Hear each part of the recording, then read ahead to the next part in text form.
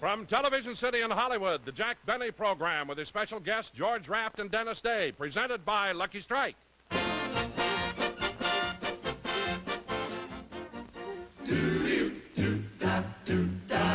If you want better taste from your cigarette, Lucky Strike is the brand to get. It's toasted to give you the best taste yet. It's the toasted cigarette. They take fine tobacco, it's light tobacco, it's mild tobacco too. And it's toasted, yes, it's toasted, because the toasting brings the flavor right through. So to get better taste from your cigarette, Lucky Strike is the brand to get. It's toasted to give you the best taste yet. It's the toasted cigarette.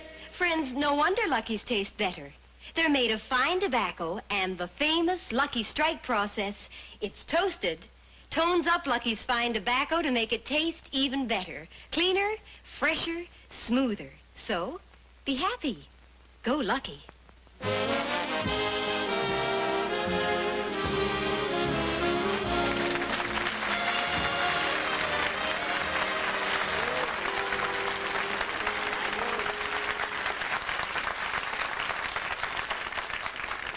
Thank you very, very much, ladies and gentlemen, and welcome to the Lucky Strike program.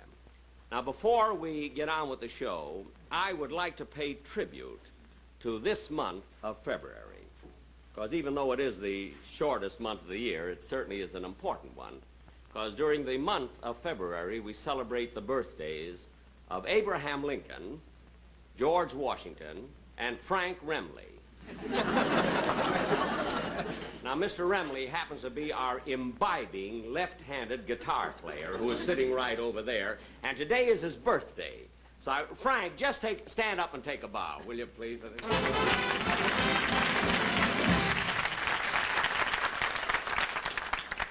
They had to play that fast because Remley can't stand up too long. I know that some of you must be wondering why I would mention Remley, in the name of Remley, in the same breath with these two great Americans like Abraham Lincoln and George Washington. But the reason I did that is because, you see, Remley's ancestors go back to the Revolutionary War. As a matter of fact, it was his great-great-grandfather who helped frame the Constitution of the United States. He was the one that put in that phrase, the pursuit of happiness. Remley not only pursues it, most of the time he's ahead of it. And I wish you could have been to the birthday party that the boys gave him last night, to the orchestra boys. First time I've ever seen a cake with a cork in it.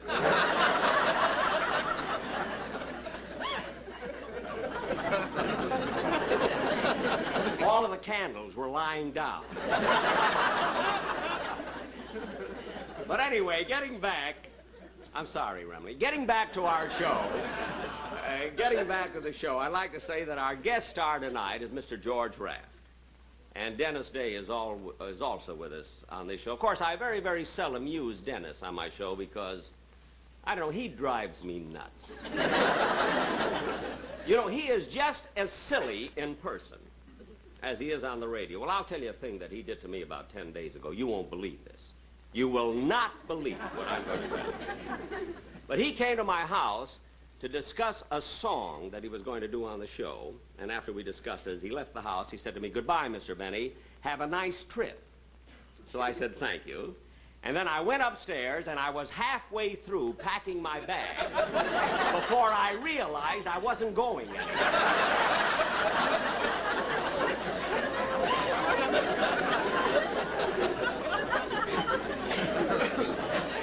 Anyway, to get back to the show, we're going to do a very melodramatic play, you see, and I'm going to have the star part, being this is my show, you see. But it's a very, very important play. Mr. Benny. And we are really...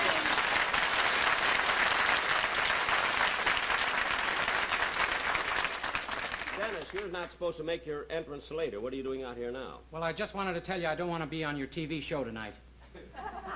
What'd you say, Dennis? I don't want to be on your show tonight. Why not? Because you gave George Raft the star dressing room. Well, of course I gave him the star dressing room, and he deserves it. I mean, look at the great pictures he's made. I mean, Scarface, Bolero, They Drive by Night, Whistle Stop, and his latest one, this wonderful picture, Black Widow. Gee. Well, I thought you'd be impressed. Yeah, it makes you look like nothing.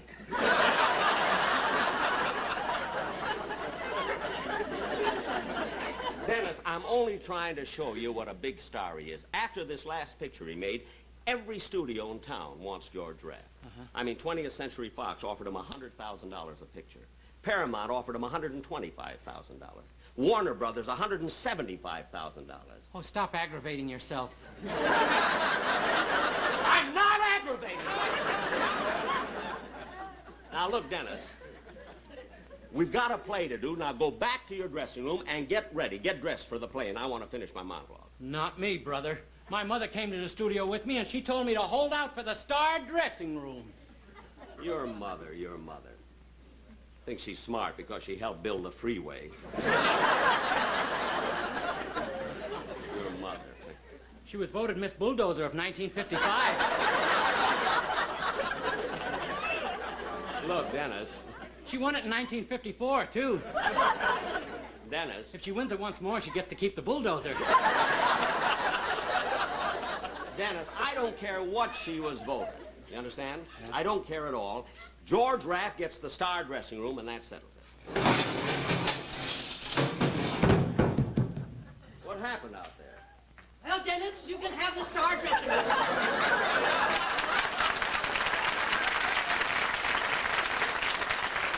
I threw that bum out. Bum? Mrs. Day, that was George Raft. I don't care who it was. Mr. Benny, I'm here to see that Dennis gets the star dressing room.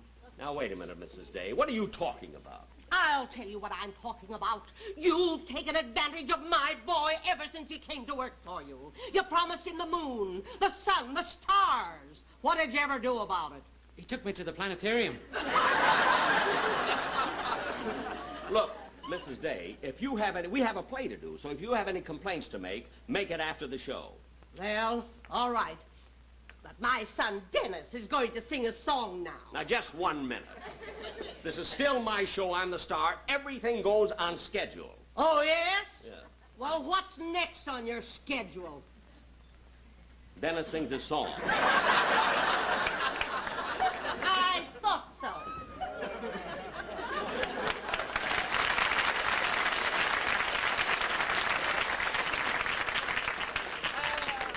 Well, don't stand there. Sing. Boy, what a grouch. What did you say? Oh, I was talking about my mother. Oh, good, good. Broadway show, Plain and Fancy. Here's the very lovely ballad, Young and Foolish.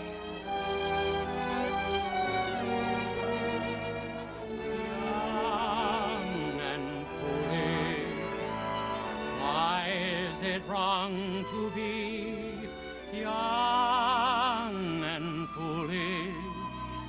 We haven't long to be.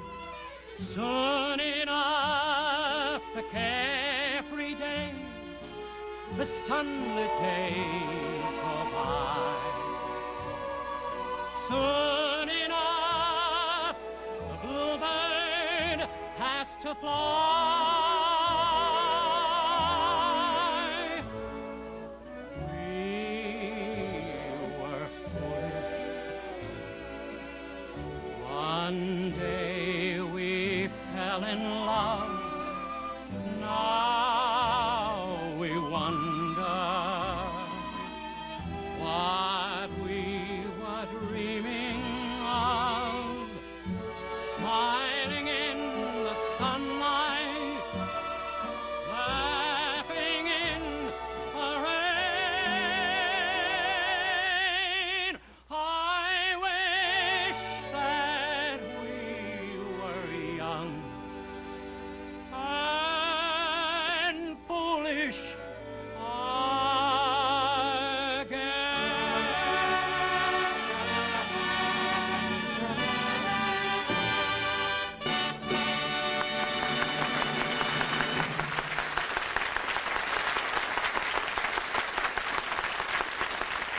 now, ladies and gentlemen, the Jack Benny Lucky Strike Players present an original melodrama which takes place at a roadside hamburger joint entitled Death Across the Lunch Counter or Dial M for Mustard.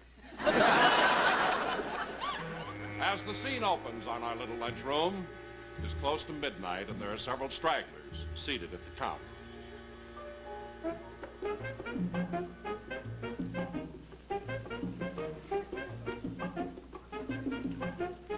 Although my story is an unusual one, it all took place in a typical American town.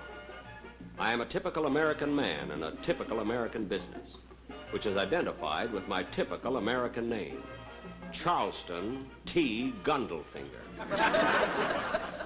The T stands for typical. Hey, kids, no dancing in here. Cut it out. Okay. What do I owe you, bud? Let's see, a ham sandwich, cup of coffee, piece of pie, that'll be 60 cents. Yeah. Oh, you've never eaten in Gundelfingers before, have you? No. Well, we trust people here. Go over that cash register, put in your dollar, and get your 40 cents change. I go over there? You're honest, aren't you? Well, yeah. Well, go ahead. Okay?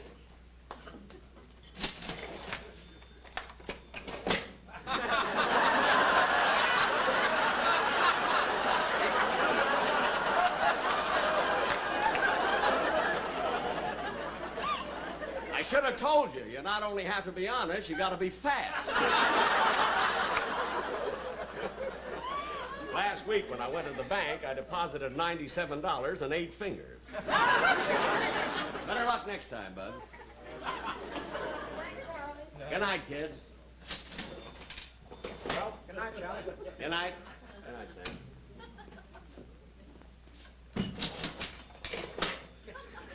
Suddenly, I found myself alone. It wasn't quite midnight, but I decided to close up and go home.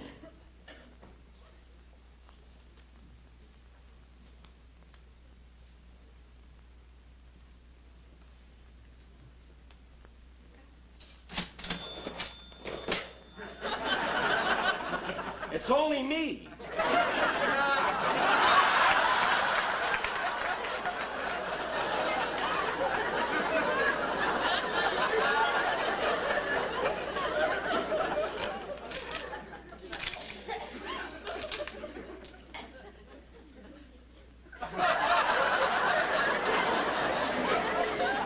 Oh, boy, was that guy slow. Okay.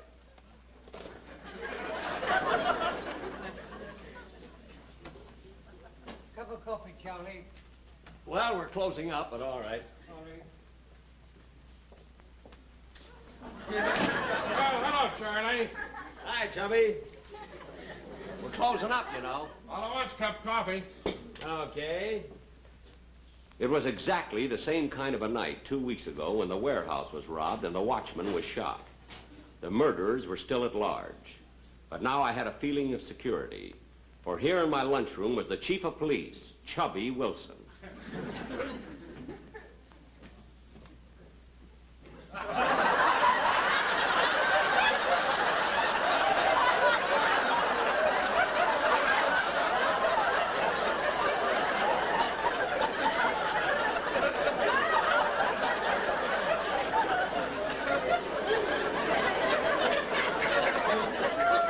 I told you I had that other stool fixed.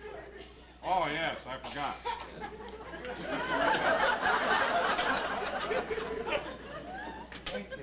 You know, Chubby, you won't recognize this place when you come in here next week. I'm having the whole joint redone. You know that I'm even getting an interior decorator. An interior decorator? Yes, sir. Gonna have new carpets and new rugs and new drapes and everything. It's gonna be just great. Beautiful new place. Well, one thing else, Chubby? No, thanks. Guess not. It's almost midnight. Yeah, okay. I go on duty in a few minutes. Oh, say, Charlie, take care of yourself. You know. Must be kind of a tough job being chief of police here, isn't it? It sure is. As my fat feeling of security squeezed out the door, I tried to close up for the night. While wiping the counter, I happened to look out the window.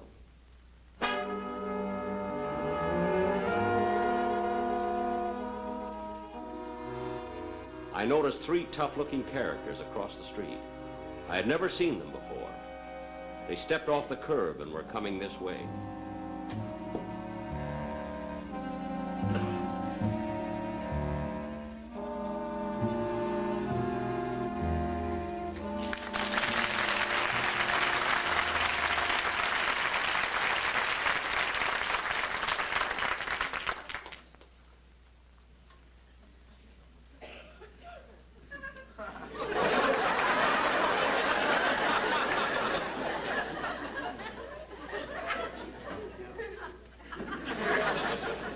Sorry, gentlemen, but it's past midnight and I'm closing up.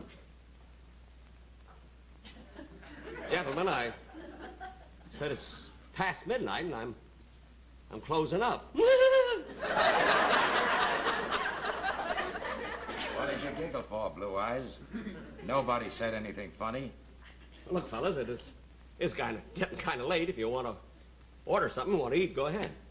Did you hear that, Slugger? Blue Eyes is in a hurry. You think we ought to slow him down? Yeah, down. Look, fellas, I don't want any trouble. Now, what'll you have? We got some nice corned beef hash and some ham and eggs, or maybe a nice mixed green salad. What did you slap me for? I don't like salad.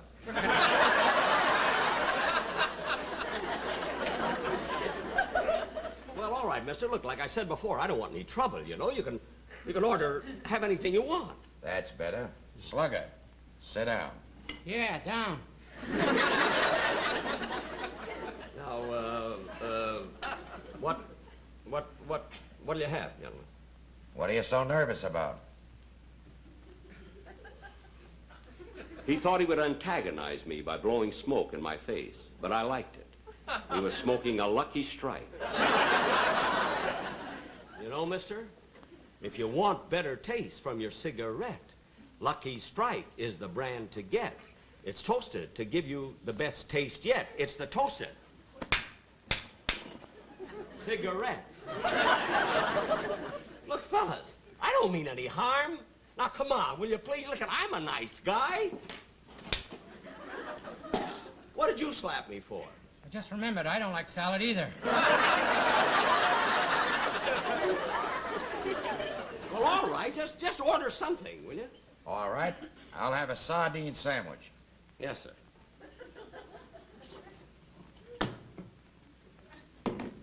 I'll get a can opener. Never mind.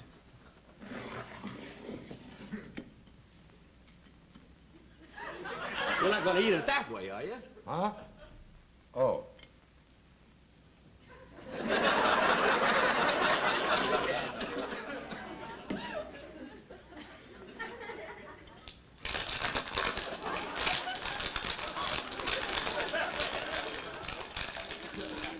thought this was ketchup. I guess it must be tenderizer.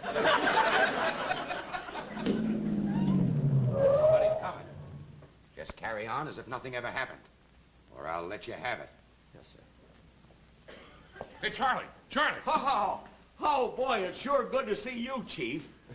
Yeah, you were right when you said it's a tough job being chief of police of this town. You're darn right it is. And, Charlie, I came in to warn you. Those murderers are loose, and they're in this neighborhood. Now, they're wearing black hats, they got the coat collars turned up, and when they're together, you can't miss them. One of them is bright and smart. The other one is stupid. Ooh, what he said about you. Chief. Oh.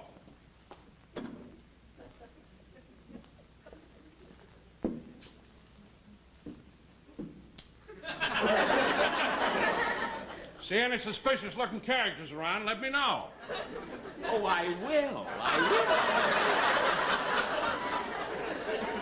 Now, look, fellas, will you do me a favor?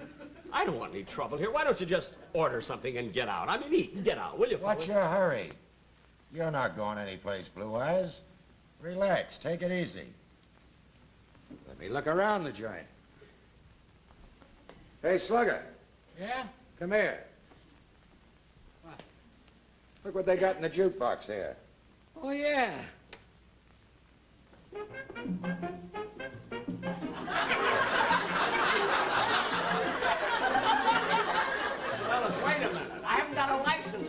eh? Look, fellas, wait a minute, will you? Hey, fellas, wait a minute. Boys, wait a minute. Wait a minute. Wait a minute! Now, look, you guys aren't fooling me. You didn't want anything to eat. You're a couple of gangsters. You came in here to hold me up. Did you hear that, Slugger? Blue Eyes thinks we're here to hold him up. Yeah, up. Well, you're not going to get away with it. I'm going to call the police. Go ahead, call the police. I would, but I don't remember the number. You forgot, eh? Yeah. Well, I'll get a number for you without even moving. Watch.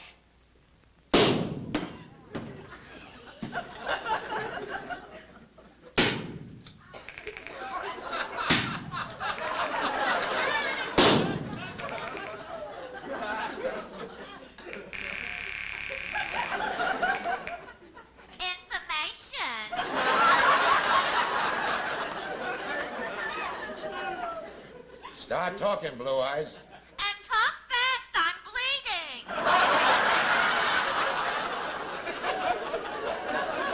Go ahead. She'll get your number. I said start talking. Well, you're a yeller, eh? Hey, you're not so tough yourself. How'd you get that cut on your face? He got thrown out of a dressing room. Quiet, please. All right, Blue Eyes. I'll give you 10 seconds to hand over the money. Oh, yeah? Well, I'm ready for you. You hear that, Slugger? Blue Eyes wants to shoot it out. Yeah, out. He wouldn't have gotten very far anyway. And now I'm going to let you have it. Oh, yeah? Yeah. You took 2 shots to the ceiling and 4 shots to the phone. You're out of bullets. Yeah. Here I am. Yeah. Please. Please, mister. Don't shoot. Don't shoot. I didn't mean any harm. I was only kidding. Oh, you were, eh? Yeah. I knew you guys were all the time. You're the guys that robbed the warehouse, didn't you? Then you killed the watchman. And now you came here to get me. Well, take that. Oh. Oh. Oh. He got me, Slugger. He got me. I'm dying. Oh. I knew the day had come. Oh, I knew I couldn't get away with it. I'm dying, Slugger. Everything is getting dark. I can't see. Slugger, you've been the best pal I've ever had. Now we gotta part. Because I'm dying. Dying. Dying. Fall down, you big ham. Yeah, down. I don't want to die, Slugger. Help me. I'll help you.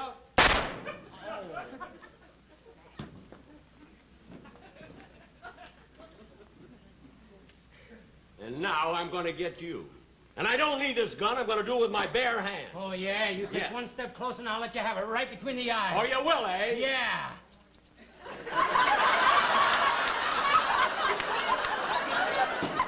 Well, that does it.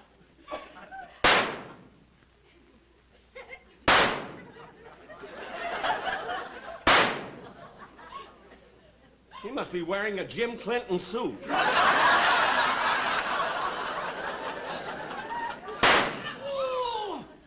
Oh, you got me through a buttonhole.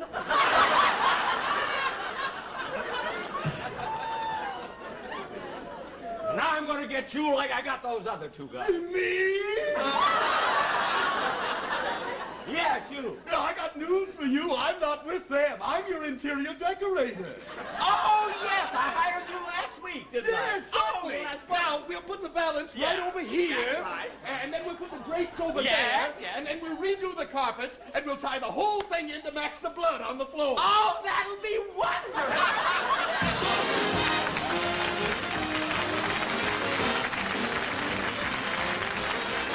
Jack will be back in just a moment, but first, here's a word to cigarette smokers. Here's a smart tobacco leaf lying down to rest. Sometimes he sleeps for several years. He knows what is best. And when the time for waking comes, his dreams will all come true. For he'll become a lucky strike and find his way to you. About that little poem, there's a lot of truth to it. If you've ever driven through Richmond, Virginia, the chances are you saw this famous sign. Quiet, please. Tobacco asleep. Millions of pounds of fine, light, naturally mild tobacco aging here for Lucky Strike cigarettes. Yes, it's with fine tobacco that Lucky's better taste begins. As everybody knows, LSMFT. Lucky Strike means fine tobacco. Tobacco that's light, mild, good tasting from the very start. The careful aging and mellowing of the tobacco are also important to the better taste you get from every Lucky. But there's something else that happens to Lucky's fine tobacco to make it taste so much better. Just before it's made into Lucky Strike cigarettes, it's toasted to taste better.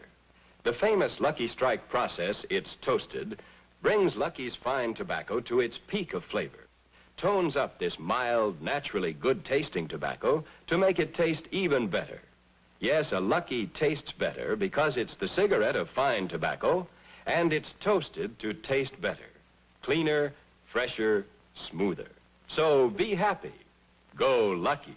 Thank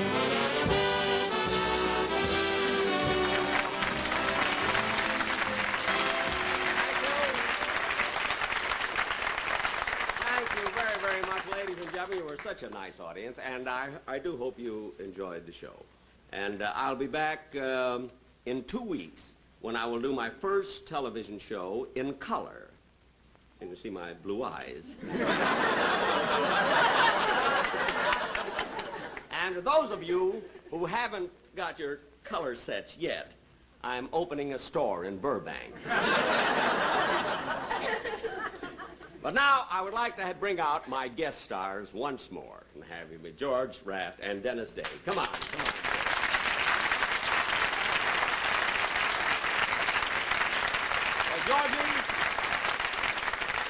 George, it was really, really a great pleasure working with you. You were wonderful. I'm not working for you, with you. You're working for me. Thanks, Jack. I enjoyed it. You won't know it at the end of the week, but you did enjoy it, huh? Yes. But you know, George, what I couldn't understand, you know, in all of your pictures, I mean, in your different television shows, you always do that thing that you used to do in Scarface, you know, where you toss the $50 in the air all the time. Why is it you didn't do it in this show?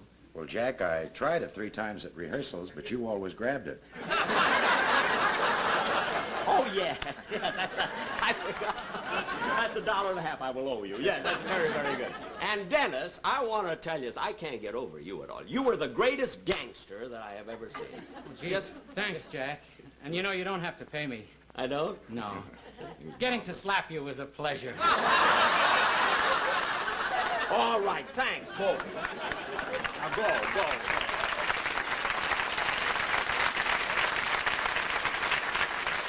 Ladies and gentlemen, be sure to watch Ann Southern next Sunday, and then I'll be back in 2 weeks, which is March 6th, as I mentioned before, with my color show. And by the way, just a reminder that this is National Brotherhood Week. And I think it might be a kind of a nice idea if all of us sort of practiced it, not only this week, but every week in the year. Thank you very, very much.